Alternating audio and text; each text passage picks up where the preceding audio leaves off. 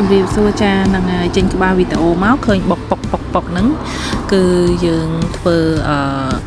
ទឹកព្រឹកឬទឹកផ្អែមសម្រាប់ដាក់នំបញ្ចុករបស់អ្នកខេត្តបាត់ដំបងចាដំបងយើងបុកខ្ទឹមហ្នឹងមកហើយយកខ្ទះមកដាក់ខ្លាញ់ឲ្យក្តៅកូរខ្ទឹមជាមួយនឹងម្ទេសឆ្អើរច្រាមឲ្យម៉ត់ហ្នឹងណាកូរវឹកវាហ្នឹងហើយកូរវាឲ្យឈ្ងុយចឹងទៅកូរវាហ្មងមកយើងឈ្ងុយខ្លួនយើងទៅយើងចាក់កន្លែងនេះខ្ញុំអលត់ភ្លើងទៅខ្ញុំបើកភ្លើងម្ដងទៀតយើងបន្ទាប់ពីបើកភ្លើងហើយខ្ញុំកូរហើយបានយើងដាក់ខ្ទិះដើមចូលមកបន្តិចទៅខ្ទិះដើមចូលកូរវាមកបន្តិចចឹងទៅបានយើងរៀបរាប់ដាក់ប្រហុកហើយប្រហុកហ្នឹងយើងដាក់តែបន្តិចទេណាយើងអត់ដាក់ច្រើនទេកន្លែងនេះឯនេះខ្ញុំដាក់ខ្ទិះដើមហ្នឹងហើយកូរវាឲ្យរៀងចេញប្រេងតិចមកបានយើងដាក់ប្រហុកចូលទៅកូរវាបន្តទៀតឲ្យដល់ឈ្ងុយតិចទៅចាំយើងដាក់ស្ករត្នោតចូល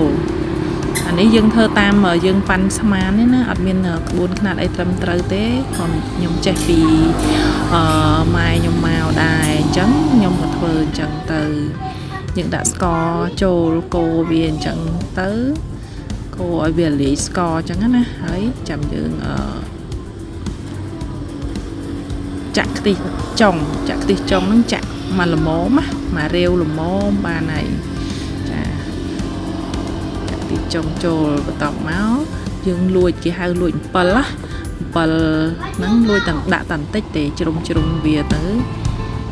បានអត់ពេលដាក់ច្រើនទេណាអត់ឲ្យជូរពេកទេលួចប្រហុកបន្តិចលួចអំពិលបន្តិចបន្ទាប់មកយើងដាក់ប៊ីចេងបន្តិចមិនដាក់ក៏បានដែរហើយយើងដាក់អំបិលបន្តិចហ្នឹងហើយប៉ុណ្ណឹងទៅទុកឲ្យវាពុះទៅយើងដាក់សណ្តែកដីសំខាន់ជាងគេគឺសណ្តែកដីហើយនឹងសណ្តែកបាយយើងស្ងោរឆ្អិនសិនចាំយើងដាក់ឲ្យសណ្តែកដីហ្នឹងយើងដាក់មកល្មមយើងចង់បានរាវឬខាប់អីតាមហ្នឹងទៅហើយដាក់សណ្តែកបាយស្ងោរចូលតែប៉ុណ្ណឹងទៅហើយយើងចុងក្រោយគេគឺយើងចាក់ខ្ទិះដើមដែលនៅសល់ហ្នឹងយើងចាក់ចូលទៅហើយយើងទុកឲ្យវាពុះទៅយើងភ្លក់មើលថា